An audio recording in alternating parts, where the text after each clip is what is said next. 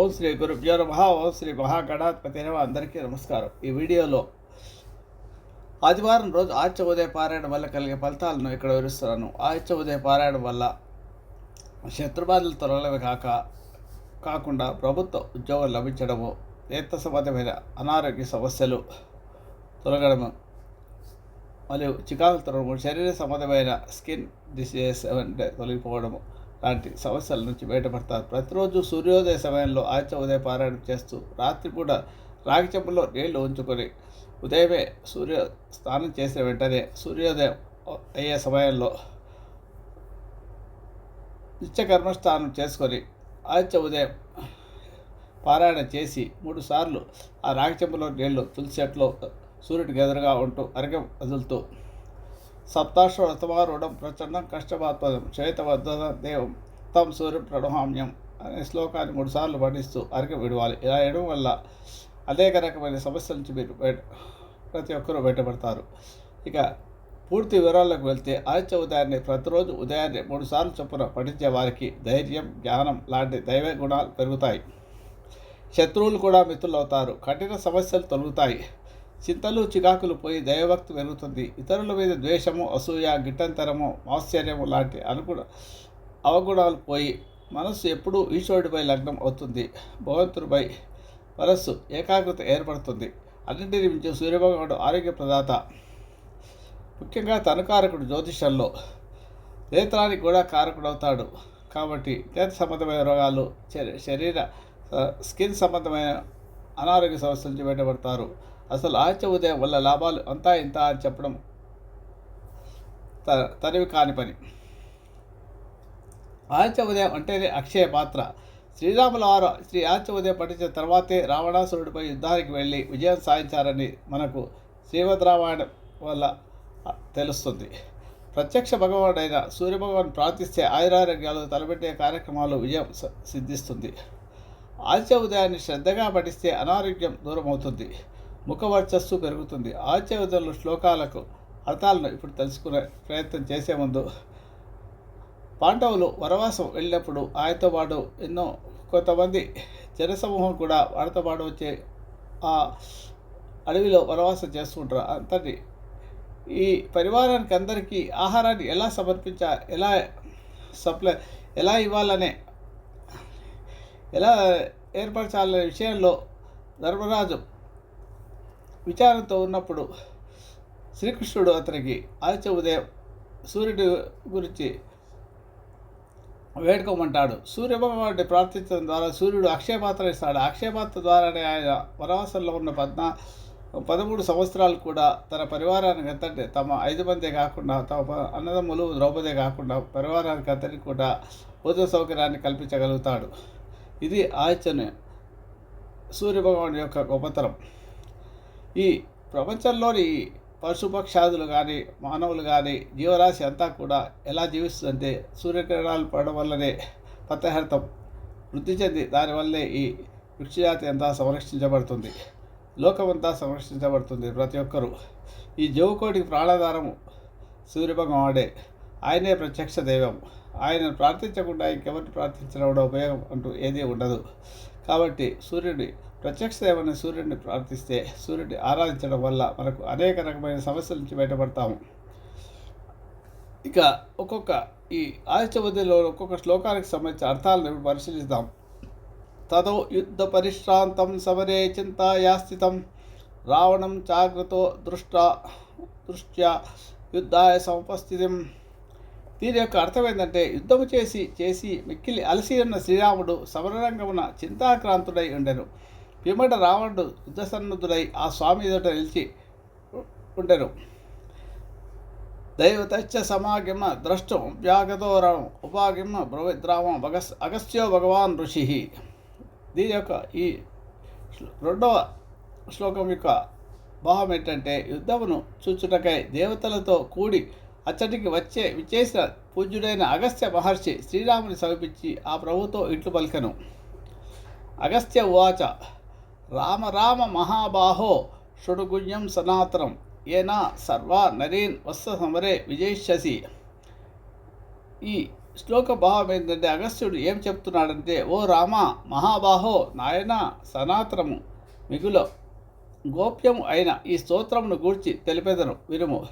దీనిని జపించరుచో సమరమున నీవు శత్రువులపై విజయాన్ని సాధించగలుగుతావు.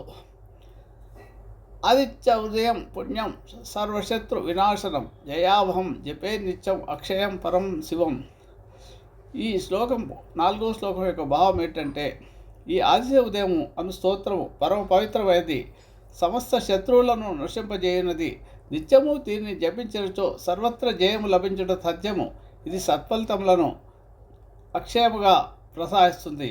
ధర్మరాజు గలాయితే అక్షయమాత ద్వారా సపరివారానికి అంతటికీ ప్రతిరోజు భోజన సౌకర్యాన్ని ఎలా కల్పించిందో అలాగే మనకు కావలసిన ఫలితాలన్నిటి కూడా అక్షయంగా ప్రసాదిస్తుంది ఈ స్తోత్రము. మన కోరికలకు సర్వమాంగళ మాంగళ్యం సర్వప్రాపణాశనం సర్వపాప ప్రణాశనం చింతాశోక ప్రశమనం ఆయుర్వర్ధనం ఉత్తమం. ఈ శ్లోక భావం ఏంటంటే, ఇది పరమ పావనమైనది, సకల శ్రేయస్సులను సమకూర్చి సమస్త పాపములను నశింపచేయును, ఆది వ్యాధులను తొలగించి ఆయుష్ను వృద్ధిపరుస్తుంది. సర్వ జపములలో శ్రేష్టమైనది ఈ ఆదిత్య ఉదయము. కావున దీన్ని జపించుట ఎంతైనా చాలా ఆవశ్యకము ప్రతి ఒక్కరికి కూడా. 6వది రశ్మిమంతం సముజ్జంతం దేవాసుర నమస్కృతం పూజేస్వ వ్యస్వంతం భాస్కరం భువనేశ్వరం.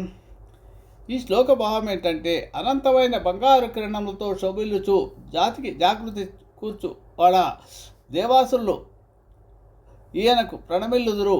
మిక్కిలి తేజస్సు గలవాడు, సమస్త బోనములను నియంత్రించువాడు, లోకములకు వెలుగునిచ్చు జీవరాశికి ప్రాణాన్ని ప్రసాదించే ఆదిత్యుని పూజింపుము అని అర్థం అన్నమాట. 7వది సర్వదేవాత్మకోశేష తేజస్వీ రశ్మిభావన ఏష దేవాసురగణాన్ లోకాన్ పాతి గమిస్తివి. ఈ 7వ శ్లోకం యొక్క భావం ఏంటంటే, ఇతడు సమస్త దేవతలకు ఆత్మ అయిన వాడు, తేజో రాశి, తన కిరణములచే లోకమునకు శక్తిని స్ఫూర్తిని ప్రసాదిస్తున్నాడు. దేవాసుర గణములతో కూడి సమస్త లోకములను తన కిరణములచే ప్రాణాన్ని ప్రసాదిస్తూ రక్షిస్తున్నాడు అని అర్థం అన్నమాట. ఇక్కడ 8వ శ్లోకం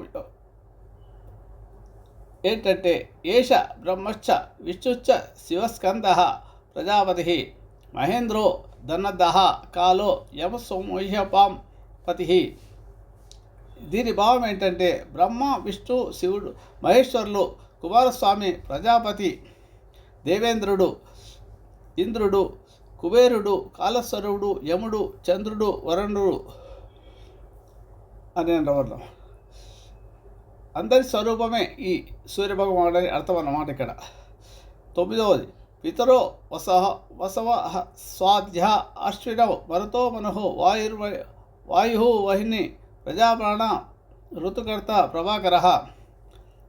ఈ శ్లోకం భావం ఏంటంటే, పితృదేవతలు వసువులు, సాధ్యులు, అశ్విని దేవతలు, మరుత్తులు, మనువు, వాయువు, అగ్ని, ప్రజలు మొదలగు వారి స్వరూపములు అన్నీ ఇతనివే. అతనే సూర్యుని రూపంలో ఉన్నాడు. షడ్ఋతువులకు కారకుడు ఈ ప్రభాకరుడే. 10వ శ్లోకం ఏంటంటే, ఆదిత్య సవిత సూర్య ఖగ పూష గవిస్తిమాన్ సువర్ణ సదృశో భాను హిరణ్యరేత దివాకర. దీని భావం ఏంటంటే, ఆదిత్యుడు జగత్సృష్టి కారకుడు. జనులు తమ విధులు నిర్వర్తించుటకు ప్రేరణ ఇస్తాడు. లోకోపకారం కొరకు ఆకాశమున సంచరించు వర్షముల ద్వారా జగత్తును పోషించి తన కిరణములను ప్రకాశింపజేస్తాడు. బంగారు వన్నెతో తేజరిల్లుచు అద్భుతముగా ఉంటాడు. బ్రహ్మాండములు ఉత్పత్తికి బీజమైన వాడు. చీకట్లను తొలగించుచు దివాసమున ప్రాణులను కార్యనిమగ్లను కావిస్తాడు. సముద్రం నుండి నీటిని ఆవిరి రూపంలో తీసుకొని మేఘాలుగా తయారు చేసి తిరిగి వాటిని వర్ష రూపంలో నీటి రూపంలో భూమిపైకి చల్లి జీవకోటికి ప్రాణాన్ని ప్రసాదించేవాడు ఈ సూర్యభగవానుడు అని ఇందులో అర్థం అన్నమాట. ఇక 11వ భావం హరిదశ్వ సహస్రార్చి సప్తశస్త్రమరీచిమాన్ తిమిరోన్మద శంభుస్వస్థ మార్తాండక హంసుమాన్. భావం ఏంటంటే శ్యామవర్ణము గల రథాశ్వములు గలవాడు, అసంఖ్యాకములైన కిరణములు గలవాడు, సప్త అను పేరు గల రథాశ్వము గలవాడు, రథమునకు 7 గుర్రములు గలవాడు, తేజో నిదానములైన కిరణములు గలవాడు, సర్వ సంహారకుడు, జగత్ప్రళయమునకును పిమ్మట దానిని మరల సృష్టించుటకై ఆవిర్భవించడి వాడు, నిరంతరము తన కిరణములచే ప్రకాశించుచుండేది వాడు అని అర్థం అన్నమాట. ఇక 12వది హిరణ్యగర్భ శిశిరస్తపనో భాస్కరో రవి అగ్నిగర్భో అదితే పుత్ర శంఖ శిశిర నాశన. ఈ శ్లోక భావం ఏంటంటే బ్రహ్మాండంలోనూ తన ఉదరమునందు ధరించువాడు, తాపత్రయములతో బాధపడు వారికి ఆశ్రయమై వాటిని తొలగించుటకు శాంతిని ప్రసాదిస్తాడు. తపింపచేయువాడు, దివ్యములైన వెలుగులను గూర్చువాడు, సకల లోకములకు స్తుతి పాత్రుడు, దివా సమయమున అగ్నిని గర్భమునందు ధరించువాడు, అదితి దేవికి పుత్రుడుగా అవతరించినవాడు, సాయంకాలమును స్వయముగా శాంతించువాడు, మంచును తొలగించువాడు. అంటే సూర్యకిరణాలు పడితే మంచు కరుగుతుంది కదా, అదన్నమాట. ఇక 13వది యౌవనాత స్తమోభేది రుగయజుస్సామ వారగ ఘనవృష్టి రపామిత్రో వింజవీధి ప్లవంగవ. దీని అర్థం ఏంటంటే ఆకాశమునకు అధిపతి అయిన వాడు, రాహును ఛేదించు లక్షణములు గలవాడు, పూర్వాహ్నమున ఋగ్వేద రూపమున, మధ్యాహ్న సమయమున యజుర్వేద రూపమును, సాయం సమయమున సామవేద రూపమును అలరారు చుండేటివాడు, ఘనముగా వర్షములను కురిపించుచుండువాడు, అందువలననే జలములను వర్షింపజేయువాడు అని ఖ్యాతి వహించను, వింజగిరి మార్గమున అతివేగముగా సంచరించువాడు అని అర్థం అన్నమాట. ఇక 14వది అతపి మండలి మృత్యుపింగళ సర్వతాపన కవిర్విశ్వో మహాతేజ రక్తసర్వో భవోద్భవ. ఈ శ్లోక భావం ఏంటంటే వేడిని కలిగియుండువాడు, వృత్తాకారమైన బింబము గలవాడు, విరోధులను రూపుమాపువాడు, అంటే శత్రువులను నశింపజేస్తాడు, ప్రభాత సమయమున పింగళ వర్ణము కలిగియుండువాడు, మధ్యాహ్న సమయం సర్వ ప్రాణులను తప్పింపచేయువాడు. మధ్యాహ్నం తీవ్రత వల్ల ఎండకు తట్టుకోలేరు కదా. వ్యాకరణాది సమస్త శాస్త్రముల యందును పండితుడు, విశ్వమును నిర్వహించువాడు, ఈ విశ్వాన్ని పాలించేవాడు ఆయనే ప్రత్యక్ష దేవము సూర్యనారాయణుడు. గొప్ప తేజస్సు కలవాడు, ఆయనకున్న తేజస్సు ఈ ముల్లోకాల్లో ఎవరికీ లేదన్న అంత తీక్షణమైన తేజస్సును కలిగి ఉన్నాడు అన్నమాట. సకల ప్రాణుల యందును అనురక్తి కలిగే ఇండువాడు, సమస్త ప్రాణుల ఉత్పత్తికి కారణమైన వాడు శ్రీ సూర్యనారాయణుడు అని అర్థం అన్నమాట ఇక్కడ. ఇక 15వది నక్షత్ర గ్రహ తారణాం అధిపో విశ్వభావన తేజసామపి తేజస్వి ద్వాదశాత్మాన్ నమస్తుతే. ఈ శ్లోకం యొక్క 15వ శ్లోకం యొక్క భావం ఏంటంటే నక్షత్రములకు గ్రహములకు తారలకును అధిపతి అయిన వాడు, విశ్వస్థితికి హేతువు, అజ్ఞాది తేజస్సులకు మించిన తేజస్సు గలవాడు, 12 రూపములతో విలసిల్లువాడు, ఈ నామములతో ప్రసిద్ధికెక్కిన సూర్యభగవానుడా నీకు నేను నమస్కరిస్తున్నాను అనే అర్థం అన్నమాట. 16వ శ్లోకము నమ పూర్వాయ గిరయే పశ్చిమాత్రయే నమః జ్యోతిర్గణానాం పతయే దినాధిపతయే నమః. ఈ శ్లోకం యొక్క భావం ఏంటంటే స్వామి సూర్యనారాయణ, నీవు పూర్వగిరి యందును పశ్చిమగిరి యందును వాడవు, గ్రహములకు నక్షత్రములకు దివారాత్రములకు అధిపతివి, ప్రత్యక్ష దేవము సూర్యనారాయణ, ఉపాసకులకు జయమును అనుగ్రహించున్నట్టు ఓ సూర్యభగవానుడా నీకు నమస్కారము అని అన్నమాట. ఇక 17వది జయాయ జయభద్రయ హరీశ్వాయ నమో నమః నమో సహస్రాంశో ఆదిత్యాయ నమో నమః. ఇది ఒక భావం ఏంటంటే జయములను శుభములను చేకూర్చువాడవు, శ్యామవర్ణము గల రథాశ్వములు గలవాడవు, వేల కొలది కిరణములు గలవాడవు, అదితి పుత్రుడమైన ఓ సూర్యభగవానుడా నీకు నమస్కరిస్తున్నాను అని అర్థం అన్నమాట. ఇక్కడ 18వ శ్లోకం ఏంటంటే నమ ఉగ్రాయ వీరాయ సారంగాయ నమో నమః, నమ పద్మప్రబోధాయ ప్రచండాయ నమో నమః. ఇక్కడ నమ ఉగ్రాయ వీరాయ సారంగాయ నమో నమః, నమ పద్మప్రబోధాయ మార్తాండాయ నమో నమః అని కూడా చదువుతారు. ఇది భావం ఏంటంటే నిన్ను ఉపాసించని వారికి నీవు భయంకరుడవు, ప్రాణులకు శక్తిని ప్రసాదించి వాడవు, శీఘ్రముగా ప్రయాణము చేయువాడవు, పద్మములను వికసింపజేయువాడవు. అనగా సూర్యకిరణాలు పడగానే పద్మములు వికసిస్తాయి, అంతవరకు ముడుచుకొని ఉంటాయి. జగత్ ప్రళయమునకు పిమ్మట మరల సృజించుటకై ఆవిర్భవించున్నట్టు ఓ సూర్యభగముడా నీకు నా నమస్కారము. ఇక 19వ శ్లోకం బ్రహ్మేశానాచ్యుతేశాయ సూర్యాయ దిత్యవర్చసే భాస్వతే సర్వభక్షాయ రౌద్రాయ వంశే నమః. ఈ శ్లోకం యొక్క భావం ఏంటంటే బ్రహ్మ విష్ణు మహేశ్వరులకు ప్రతీకవు, దివ్య తేజస్సంపన్నుడవు, కాంతికి నిధి అయిన వాడవు, ప్రళయకాలమున లయకారుడవు, అందువలన రుద్రస్వరూపుడవైన ఓ సూర్యభగవానుడా నీకు నమస్కరిస్తున్నాను అని అర్థం అన్నమాట. ఇక 20వ తమగ్నాయ హిమగ్నాయ శ్రద్ధగ్నాయ అమితాత్మనే కృతజ్ఞాయ దేవాయ జ్యోతిషాం పతే నమః. ఈ శ్లోకం యొక్క భావం ఏంటంటే తమస్సును రూపుమాపు వాడవు, జడత్వమును శీతలత్వమును నశింపజేయువాడవు, నిన్ను ఆశ్రయించిన వారి శత్రువులను సంహరించు వాడవు, పరమాత్మ స్వరూపుడవు, కృతజ్ఞములను నశింపజేయువాడవు, దివ్య తేజస్సు విరజమ్ముచు జ్యోతులకు అధిపతివైన నీకు నమస్కరిస్తున్నాను అని అర్థం అన్నమాట.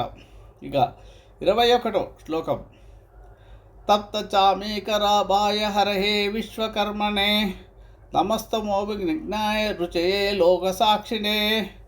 ఈ శ్లోకం 21వ శ్లోకం యొక్క భావం ఏంటంటే బంగారం వంటి వన్నెగలవాడవు, ఆహుతులను గ్రహించువాడవు, సర్వ జగత్కర్తవు, తమస్సులను వారద్రోలు వాడవు, ప్రకాశ స్వరూపుడవు, జగత్తున జరిగేది సర్వజనుల కర్మలకు సాక్షి అయిన వాడవు కనుక ఓ భాస్కరుడా నీకు నమస్కరిస్తున్నాను అని అర్థం అన్నమాట. ఇక 22వ శ్లోకం ఏంటంటే నాశయత్యేష వైభూతం తదైవ సృజతి ప్రభు పాయత్యేష తపచ్చేష వర్షత్యేష గమస్తిభిః. ఈ శ్లోకం యొక్క భావాన్ని పరిశీలిస్తే రఘునందన ఈ ప్రభువే సమస్త ప్రాణులను లయమనర్చును, పిదప సృష్టించి పాలించుచుండును, ఇతడు తన కిరణముల చేత జగత్తును తపింపజేయును, వర్షములను ప్రసాదించుచుండును. ఇక 23వ శ్లోకం ఏష సుప్తేషు జాగర్తి భూతేషు పరినిశ్చితః ఏషైచ అగ్నివాహత్రి ఏషైచావా అగ్నిహోత్రంచ బలం చైవ అగ్నిహోత్రిణాం. దీని భావం ఏంటంటే ఇతడు సకల ప్రాణులలో అంతర్యామిగా నుండును, వారు నిద్రించుచున్నను తాను మేల్కొనియే ఉండును. హవిస్సు యొక్క స్వరూపము ఇతడే, తత్ఫల స్వరూపము ఇతడే, ప్రత్యక్ష దేవుని సూర్యనారాయణుడే ఇతడు. 24వది వేదాశ్చ కృతవచ్చైవ క్రతూనాం ఫలమేవ చ యాని కృత్వాని లోకేషు సర్వేషు రవిప్రభుః. ఈ శ్లోకం యొక్క అర్థాన్ని భావాన్ని పరిశీలిస్తే ఇతడు వేదవేద్యుడు, యజ్ఞఫల స్వరూపుడు, లోకములో జరిగే సమస్త కార్యములకు ఈ సూర్యభగవానుడే ప్రభువు. మనం చేసే యజ్ఞాల్లో ఇచ్చే హవస్సులన్నీ కూడా సూర్యభగ అగ్ని ద్వారానే దేవతలకు చేరుతాయి కదా. ఇదంతా కూడా హవస్సులను స్వీకరింపజేయగలిగే శక్తి గలవాడు అగ్నిస్వరూపుడు సూర్యనారాయణుడు, ప్రత్యక్ష దేవమైన సూర్యనారాయణుడు అని అర్థం అన్నమాట. 25వది ఏ రమాపచ్చు కుచ్చేషు కాంతారేషు భయేషు చ కీర్తియన్ పురుషః కచ్చిన్ నా వసీదతి రాఘవః. దీని యొక్క అర్థం ఏంటంటే భావము రఘురామ ఆపదల యందును, అగస్త్యుడు చెప్తున్నాడు, రఘురామ ఆపదల యందును, కష్టముల యందును, దుర్గమ మార్గముల యందును, భయంకరమైన స్థితుల యందును ఈ స్వామిని కీర్తించిన వారికి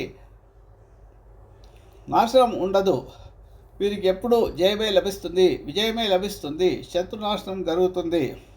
పూజయశ్రైనం ఏకాగ్రో దేవదేవం జగత్పతిం ఏతత్రిగుణితం జప్తా యుద్ధేషు విజయిష్యసి. దీని భావం ఏంటంటే దేవదేవుడు జగత్పతి అయిన శ్రీ సూర్యభగవానుని ఏకాగ్రతతో పూజింపుము.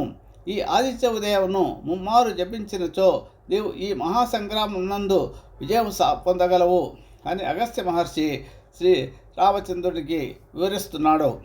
3 సార్లు పఠించబడ్డాడు. పఠిస్తే రావణాసురుడిని చంపగలుగుతావు కనుక ఈ సూర్యోదయ సమయంలో సూర్యుడికి అర్ఘ్యం విడుస్తూ 3 సార్లు ఆదిత్య ఉదయ పారాయణం చెయ్యి. తర్వాత యుద్ధానికి బయలుదేరు. అప్పుడు నువ్వు రావణాసురుడిని చంపగలుగుతావు, సంహరించగలుగుతావు అని ఉపదేశిస్తున్నాడు అగస్త్య మహాముని. చేసి అతను బయలుదేరుతాడు. అస్మిన్ క్షణే మహాబాహో రావణం త్వం వదిష్యసి ఏవ ముక్త్వా తదాగత్యో జగామచ యథాగతం. దీని భావం ఏంటంటే మహాబాహో రామ, ఈ క్షణముననే నీవు రావణుని వధింపగలవు అని పలికి అగస్త్య మహర్షి తన స్థానమునకు చేరిపోయాడు. తిరిగి తన స్వస్థానానికి వెళ్ళిపోతాడు. శ్రీరామచంద్రుడు ఈ విధంగా ఉపదేశం చేసి ఆదిత్య ఉదయ పారాయణాన్ని ఉపదేశించి 3 సార్లు జపం చేయమంటాడు. 3 సార్లు పారాయణం చేసి ఆర్ఘ్యం విడిచిన తర్వాత యుద్ధం చెయ్యి.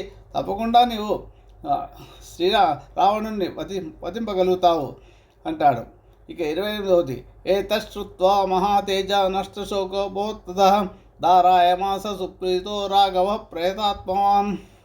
మహాతేజస్వి శ్రీరామచంద్రుడు అగస్త్య మహాముని ద్వారా ఈ ఆదిత్య ఉదయ మహిమను గ్రహించి చింతారహితుడైన అతని మనసులోని చింతంతా తొలగిపోయింది. అతని మనసులో ధైర్యం ఏర్పడి తప్పకుండా నేను ఇక రావణుని సంహరించగలను అనే ఆత్మస్థైర్యాన్ని పొంది అతడు మిగిలి సంతృప్తి పొంది ఏకాగ్రతతో ఆదిత్య ఉదయ మంత్రమును మనస్సు నందు నిలుపుకొని పారాయణం చేస్తాడు 3 సార్లు. 29వది ఆదిత్యం ప్రేక్ష జప్తాత్ పరం హర్షం అవాప్తవాన్ త్రిరాచమ్య శుచిర్భూత ధన్రాదాయ వీర్యవాన్. పిదప 3 సార్లు ఆచరణ చేసి శుచి అయిన సూర్యభగవాన్ని చూస్తూ ఈ మంత్రమును జపించి పరమ సంతుష్టుడైపోతాడు శ్రీరామచంద్రుడు. పిమ్మట ఆ రఘువీరుడు తన ధనమును చేతబూని యుద్ధానికి బయలుదేరతాడు రావణాసురుడిపైకి. రావణం ప్రేక్ష శిష్టాత్మ యుద్ధాయ సంపాగమ సర్వయత్తేన మాధ అదే తస్య ధృతో భవత్. దీని భావం ఏంటంటే మిక్కిలి సంతుష్టుడైన శ్రీరామచంద్రుడు రావణుని చూచి యుద్ధమునకై పురోగమించను బయలుదేరతాడు. అన్ని విధములుగా గట్టి పూనికతో ఆ నిశాచుని వధించుటకు కృతనిశ్చయంతో ఉంటాడు. ఎలాంటి సంశయం లేకుండా మనసులో నుంచి సంశయాలన్నీ తొలగించుకొని యుద్ధానికి బయలుదేరతాడు రావణుని సంహరించడానికి. ఇక అతరవిరవిధన్ని రీక్షరామం ముదితమనాహ పరమం ప్రహస్యమానః నిశిచరపతి సంక్షయం విదిత్వా సురగణ మజ్జగతో వచస్వరేతి. ఈ శ్లోకం యొక్క భావం ఏంటంటే పిమ్మట దేవతల మధ్య ఉన్న సూర్యభగవానుడు రావణుడు నశించుట తథ్యం అని ఎరంగి మానసల్లో సామును పొందినవాడై పరమ సంతోషంతో శ్రీరాముని రావణునితో చేసి యుద్ధాన్ని చూచుటకై ఆకాశంలో అంతా ఎదురు చూస్తూ ఉంటారు. చూచి రామ త్వరపడము అని పలుకుతారు దేవతలంతా కూడా. ఇక్కడ సూర్యోపాసనలో అత్యంత గుప్త నామం హిరణ్య గర్భాయ. ఈ నామం అర్థం సృష్టి స్థితి లయకర్తలైన బ్రహ్మ విష్ణువు రుద్ర స్వరూపము ఇతడే అని అర్థం. కాబట్టి మనం ప్రతి ఒక్కరు తెలుసుకోవాల్సింది ప్రత్యక్ష దైవము సూర్యనారాయణుడే. సూర్యనారాయణ ఆరాధిస్తే మనకు ఉన్న ఏ సమస్యలైనా తొలగించుకోవచ్చు. ఈ పారాయణం పూర్తి అయిన తర్వాత రాగి చెంబులో నీరు తీసుకొని ప్రతిరోజు 12 సార్లు ఈ క్రింది శ్లోకాన్ని చెప్తూ అర్ఘ్యం ఇవ్వాలి. ఇలా ప్రతి నెల ఒక రాశిలో ఆయన సూర్యభగవానుడు సంచారం చేస్తాడు కాబట్టి సంవత్సరంలో 12 సార్లు చేస్తాడు కాబట్టి 12 సార్లు అర్ఘ్యం ఇవ్వాలని శాస్త్రాలు చెప్తున్నాయి. సప్తాశ్వ ఋతమారుడం ప్రచండం కష్టపాత్మజం శ్వేతపద్మధరం దేవం తం సూర్యం ప్రణమామ్యం అనే శ్లోకాన్ని భక్తితో 12 సార్లు పఠిస్తూ సూర్యునికి రాగి చెంబులో నీళ్లతో అర్ఘ్యం ఇవ్వాలి.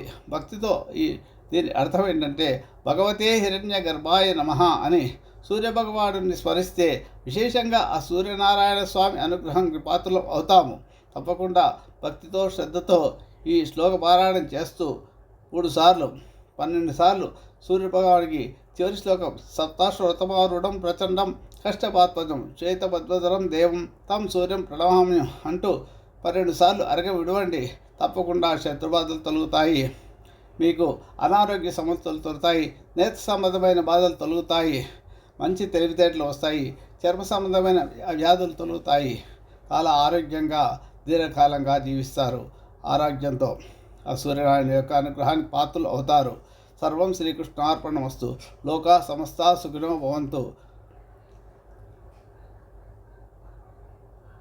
రాబోయే తరాలకు హిందూ సంప్రదాయాలు, ఆచారాలు, ఋషుల యొక్క కృషి, మన పురాణాలు, శాస్త్రాల గురించి ప్రతి ఒక్కరికి యువతరానికి తెలుపుదాం. తర్వాత తరాల వారికి అందరికీ కూడా హిందూ సంప్రదాయము, హిందూ ధర్మము, హిందూ దేవతల గురించి మనము చెప్పి చేస్తే హిందూ ధర్మం కలకాలం నిలబడుతుంది. ప్రత్యక్ష దేవుని శ్రీ సూర్యనారాయణ మూర్తికి నమస్కారాలతో శుభమస్తు.